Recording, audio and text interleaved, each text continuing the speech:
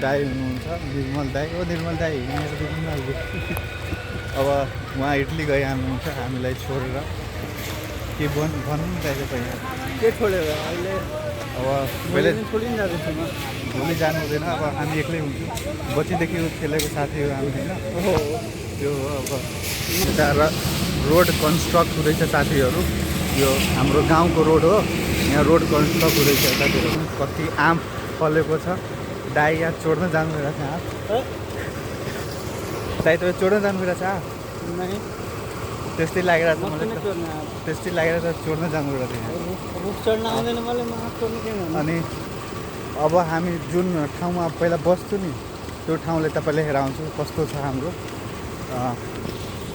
यहाँसम्म बाटो बनिसकेको छ, तर उतासम्म बनाएको छैन अहिले, बन्दैछ, कन्स्ट्रक्ट हुँदैछ हाम्रो गाउँको बाटो। त्यहाँ किसानहरू सब आँप कलेक्सन गर्दैछ बेच्नको लागि गाउँमा। हेर्न सक्नुहुन्छ तपाईँहरू यहाँ पनि छ। म पनि अब भोलि भरतपुर जाँदैछु। दाइको केही भन्न चाहनुहुन्छ तपाईँ?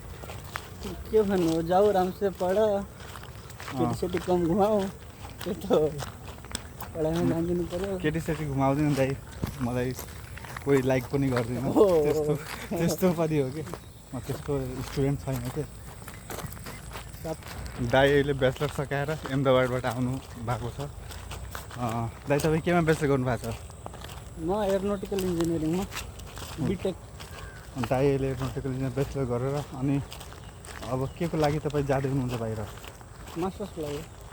दाइ अहिले मास्टर्सको लागि बाहिर जानु भइरहेको छ। उहाँलाई सबैजनाले कङ्ग्रेचुलेसन गरौँ। दाइ अहिले आफ्नो खेत हेर्न जानु भइरहेको छ। तपाईँको खेतमा के रोप्या छ अहिले?